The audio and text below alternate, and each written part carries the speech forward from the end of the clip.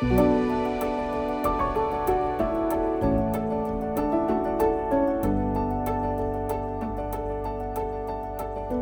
sommes à Québec, au monastère des Augustines. Je m'appelle Catherine Gadouri et je suis médiatrice culturelle. Je me trouve en compagnie de Mélanie Lafrance, historienne spécialisée en histoire des communautés religieuses. Nous vous proposons de vous faire découvrir l'histoire des liens indéfectibles qui unissent les Augustines et les Ursulines depuis près de 4 siècles. Tout au long de la série, vous entendrez des extraits des correspondances lues par des religieuses des deux communautés. Les départs en mission des Ursulines et des Augustines sont des occasions de rencontre et de perpétuation de leur union dans les régions du Québec. Âmes sœurs, une histoire d'amitié entre Ursuline et Augustine. À la fin du 19e siècle, l'union entre les Ursulines et les Augustines s'est prolongée au Saguenay-Lac-Saint-Jean. 4e épisode, l'union dans les missions. En avril 1882, un petit groupe d'Ursulines dirigé par Malvina Gagné de Saint-Raphaël s'apprête à quitter leur monastère pour en fonder un tout nouveau à Roberval, au Lac-Saint-Jean. Avant leur départ, elles rendent visite aux hospitalières de l'Hôtel-Dieu. Extrait lu par sœur Lise Tanguay, Augustine. Au bonheur, une visite de nos chères mères Ursulines. Elles nous sont chères à plus d'un titre, les filles de la vénérable Mère Marie de l'Incarnation. Elles furent les amies de notre maison, dans ses épreuves comme dans ses joies, depuis le jour où elles débarquèrent à Québec en compagnie des 3 premières hospitalières du pays. Le séjour des missionnaires Ursulines à l'Hôtel-Dieu de Québec se déroule du 12 au 13 avril 1882. Les Ursulines y portent symboliquement le tablier blanc des hospitalières. L'attachement, l'affection et le sentiment de familiarité entre les visiteuses et leurs hôtesses sont manifestes. Extrait lu par sœur Berthe Lemay, Augustine. Dès la première entrevue, nous nous trouvâmes à l'aise avec nos chères visiteuses.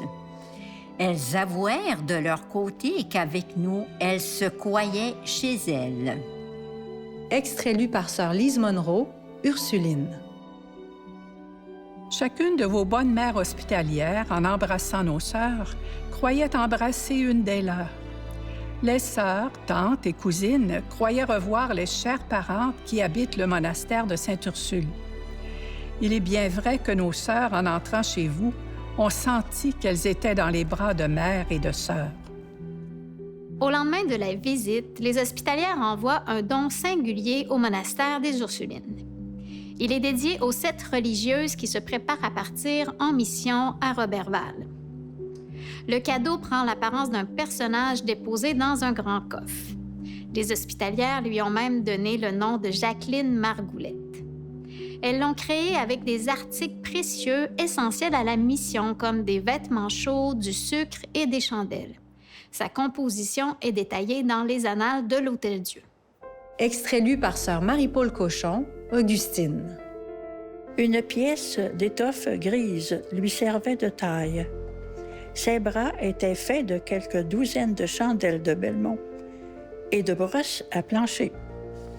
Ses jambes étaient de sucre d'érable et des chevaux de laine. Tout son être, enfin, était construit de matières différentes, mais utiles. Elle portait chemise, pantalon, bas de laine, souliers noirs, jupe de flanelle, jupe de drap gris, tablier blanc. Elle était, en outre, affublée d'un épais gilet ouaté et piqué. De nombreux capuchons lui enveloppant la tête encadraient son affreuse figure. Un masque, dont le nez, la bouche et le menton avaient des dimensions exceptionnelles. Sur tout cet attirail, Jacqueline avait encore endossé 7 manteaux de ratine. Le 19 avril 1882, Sœur Saint-Raphaël envoie une longue lettre de remerciement aux hospitalières. Elle y raconte sa réaction et celle de ses consoeurs devant le mystérieux envoi. Extrait lu par Sœur Cécile Dionne, Ursuline. Il faut maintenant que je vous parle de l'intéressante Jacqueline Margoulette. Les plus petits détails vous intéresseront, j'en suis sûre. Lorsque la caisse contenant ce précieux personnage nous est arrivée, elle ne manqua pas d'exciter la curiosité de plus d'une des filles d'Ève. Après les grâces, il y eut procession d'Ursuline, notre chère mère en tête. Je vous laisse à penser quelle belle récréation notre pauvre Jacqueline nous donna. Tout le monde admirait ses grands yeux limpides, sa bouche fine et délicate, ce beau nez aquilin, ce gracieux menton, ce sourire un peu malin. Dans sa lettre aux hospitalières, Sœur Saint-Raphaël donne vie à Jacqueline et elle prend soin de les informer dans le menu détail de son destin tragique. Nous ne nous doutions nullement qu'un aussi beau jour dut avoir une bien triste fin. Notre bon père le moine, se trouvant dans l'intérieur du monastère, nous fûmes en sa présence pour l'ouverture de la petite cellule de notre vieil ami. Mais quelle tristesse! Quel serrement de cœur! Jacqueline, les yeux voilés, le teint pâle et livide. Jacqueline n'était plus. Un anévrisme avait terminé ses jours. C'est du moins ce que le corps de juré affirma après l'examen fait. Toujours avec humour, Sœur Saint-Raphaël exprime sa reconnaissance envers les sœurs hospitalières, non seulement pour l'extravagance du don, mais surtout pour son utilité en vue de la mission. Extrait lu par Sœur Hélène Plourde, Ursuline. Je repris un peu mes sens, car je devais le lendemain rendre les derniers devoirs à la chère défunte, embaumer ses restes précieux et les garder soigneusement jusqu'à notre départ pour le lac. Vous me disiez, bien chère mère, que pas un pouce de cette fortunée créature était inutile. J'ai pu m'en convaincre et en convaincre toute la communauté qui, comme vos deux humbles visiteuses, proclame hautement que les mères de l'Hôtel-Dieu d'aujourd'hui sont les dignes filles et les nobles émules de leurs devancières. Les missionnaires Ursulines quittent la ville de Québec pour le lac Saint-Jean le 19 mai 1882. Elles portent dans leur bagage des fragments de Jacqueline et elles expriment le souhait de conserver pour toujours leur amitié pour leurs chères Augustines.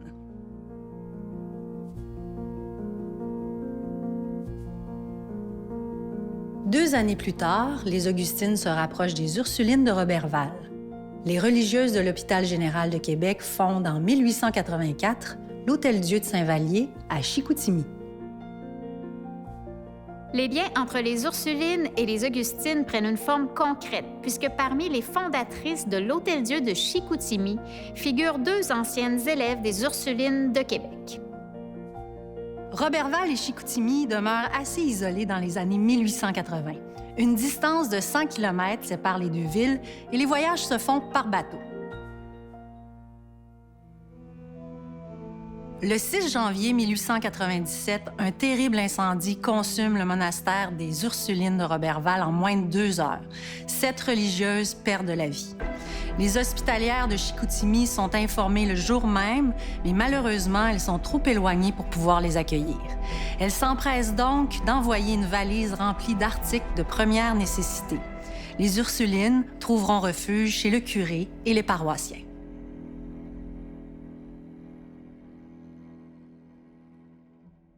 En 1905, 3 membres de la communauté hospitalière se rendent chez les Ursulines de Roberval pour s'informer sur leur école ménagère. Elles comptent offrir cet enseignement aux orphelines. De part et d'autre, la visite renforce les liens entre les deux communautés et des savoirs sont à nouveau partagés. Extrait lu par Sœur Monique Pelletier, Ursuline. La porte s'ouvre pour laisser entrer 3 mères hospitalières de l'Hôtel-Dieu de Saint-Vallier de Chicoutimi. L'étroite union fraternelle des 2 premières communautés du pays s'est transmise d'âge en âge. Voilà pourquoi ce fut, de part et d'autre, une très heureuse visite que celle-ci. Ces bonnes mères veulent donner à leur orphelinat une teinte d'enseignement ménager.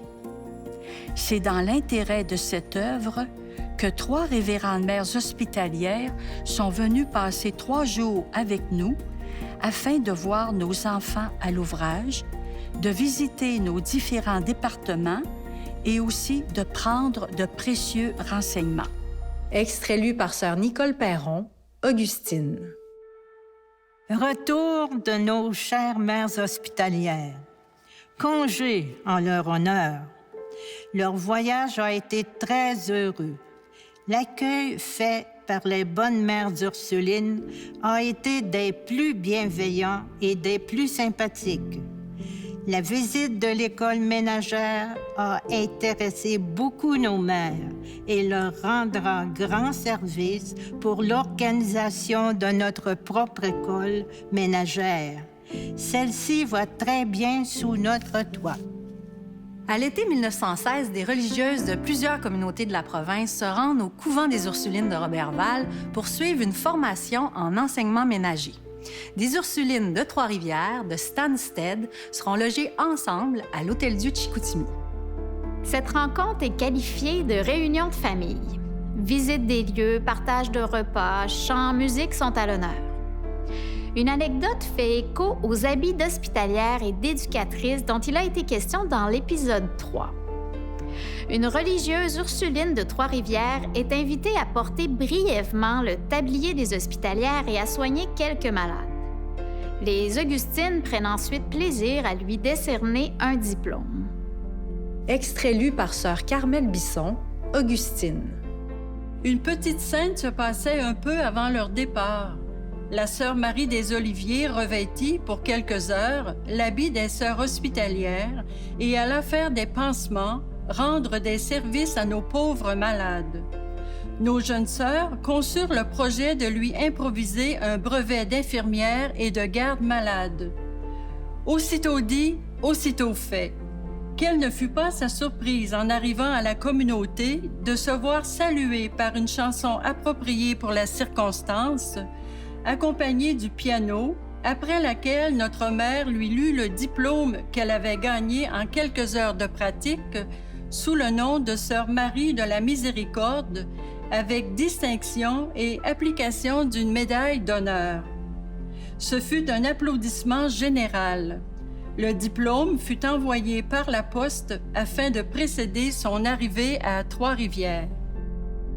La visite est immortalisée par une photographie. La supérieure des Ursulines de Québec, qui en reçoit une copie, rappelle le caractère singulier de cette réunion à l'Hôtel-Dieu de Chicoutimi. Extrait lu par sœur Louise Gosselin, Ursuline. C'est un souvenir précieux d'une aimable rencontre qui ne se répétera probablement jamais. Et les chères mères fondatrices de votre maison figurent avec honneur dans ce tableau qui réunit les membres de 3 communautés qu'unissent les plus doux liens. Ma bien chère mère, je me donne l'illusion que je connais votre pieuse communauté pour en avoir entendu dire tant de bien. Et les récents témoignages de vos chères visiteuses du mois d'août ne sont pas pour me faire perdre l'opinion que j'entretiens et que nous entretenons de votre cordiale hospitalité et de votre inépuisable charité.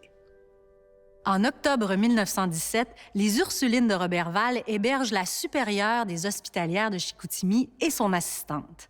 Un projet de fondation d'hôpital à Roberval se dessine et sème la joie au sein des 2 communautés. Extrait lu par sœur Lise Tanguay, Augustine. Ursuline et hospitalière ne se séparent pas. Ensemble, elles arrivèrent au Canada. À 2 ans d'intervalle, elles prenaient racine sur le sol du Saguenay en 1882 et en 1884. Aujourd'hui, un rameau d'hospitalières tente à se rapprocher des Ursulines. Les fondatrices de l'Hôtel-Dieu de Roberval sont accueillies dans leur nouvelle paroisse le 24 mai 1918. Les Ursulines participent aux célébrations. En cadeau de bienvenue, elles offrent à la nouvelle communauté une statue de Saint-Antoine ainsi qu'une vache. Extrait lu par sœur Lise Monroe, Ursuline. Ce fut un jour de fête pour toute la paroisse. À 11h15, à l'arrivée du train, les principaux citoyens et un grand nombre de dames se rendaient à la station pour les recevoir. Elles vinrent directement à notre monastère. Sur le parcours et dans toute la ville, les citoyens avaient rivalisé de zèle pour orner leur demeure et donner un air de fête. Les enfants de l'école, sous la conduite des révérends frères maristes, formèrent une garde d'honneur à l'entrée de notre monastère. Le 21 janvier 1919, un second incendie se déclare chez les Ursulines de Roberval. Les éducatrices doivent être logées ailleurs pendant 2 semaines, certaines à l'Hôtel-Dieu, d'autres chez des parents. La supérieure de l'Hôtel-Dieu de Chicoutimi se remémore les épreuves du passé vécues par les 2 communautés et leur solidarité. Extrait lu par sœur Berthe Lemay, Augustine. Cette nouvelle nous a fort attristés. Veuillez bien leur offrir mes profondes sympathies. Heureuse êtes-vous de pouvoir leur être utile dans leur malheur. Cela rappelle les premiers temps de la colonie, alors que les Ursulines et les Hospitalières furent réunies à l'hôpital général.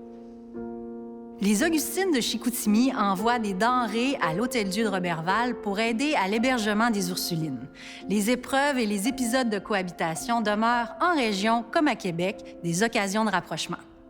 Lettre de la supérieure de l'Hôtel-Dieu de Roberval adressée à sa consoeur de Chicoutimi le 28 février 1919. Extrait lu par sœur Sylvie Morin, Augustine. Depuis le départ de nos bonnes mères Ursulines, la maison est bien vide, excepté l'ouvrage. Ce rapprochement avec ces bonnes mères n'a fait que resserrer les liens qui existaient déjà entre nous et nous avons été heureuses de pouvoir leur rendre un peu ce qu'elles ont déjà fait pour nous. Leur départ a causé un vide immense dans notre monastère. Quelques mois après l'épreuve de l'incendie, la vie a repris son cours et les échanges d'amitié entre les 2 communautés voisines se poursuivent dans un quotidien plus tranquille.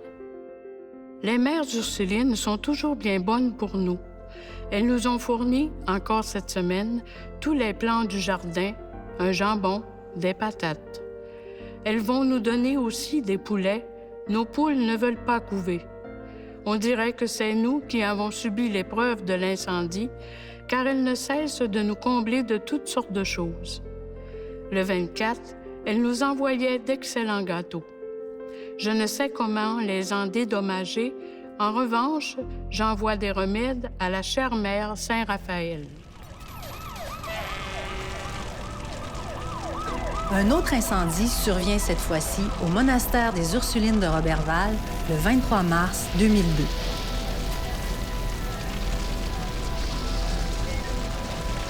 Sœur Hélène Plourde a recueilli des témoignages des religieuses qui avaient vécu cet incendie. Un an plus tard, je voulais avoir le témoignage de chaque sœur pour le laisser dans les annales. Alors, j'ai interviewé chacune, puis voici le témoignage de sœur Huguette Boilly. Chez les Augustines, où nous sommes accueillis avec compassion, elles pleurent avec nous, nous soutiennent et s'empressent de nous donner un café. Et très rapidement, chacune est appelée par son nom pour prendre possession de sa chambre. Déjà, le nom est inscrit à la porte et des articles essentiels sont à notre disposition. Vraiment, ce sont des anges qui nous ont gâtés et soutenus. La présence du bon Samaritain habitait chaque sœur, que je remercie 1000 et 1000 fois. Les Ursulines sont hébergées chez les Augustines et elles y partagent des locaux jusqu'en 2011, année où elles quittent le Lac-Saint-Jean. Aujourd'hui, les 2 communautés sont vieillissantes et sachant qu'elles n'ont plus de relève, elles préparent tout de même la suite. Sœur Cécile Dionne Ursuline et sœur Lise Tanguay Augustine échangent sur leur fabuleuse histoire d'amitié. Je pense que nos sœurs ont été habituées à une certaine désappropriation. On voit là, à l'heure actuelle où est-ce qu'on a quitté même nos monastères. Nous, en tout cas, les plus historiques, nos sœurs sont relocalisées dans des résidences à travers les laïcs.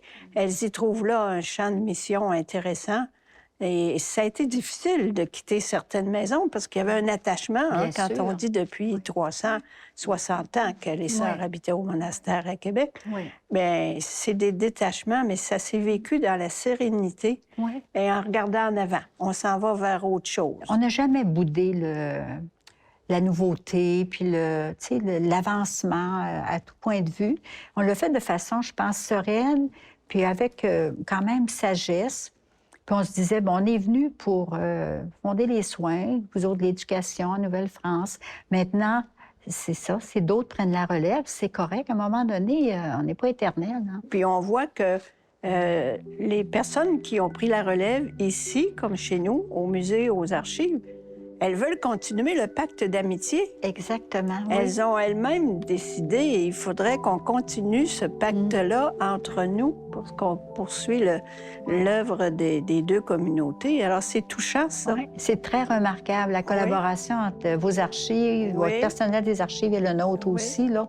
Oui, c'est des liens qui se continuent, ça, qui se dans la ligne de Il n'y a jamais eu de compétition. Non, ça a été du travail jamais. ensemble. Non, jamais. Pas du tout. Ça a été, je pense que c'est une belle histoire d'amitié qui mérite d'être racontée. Oui, je crois. Oui.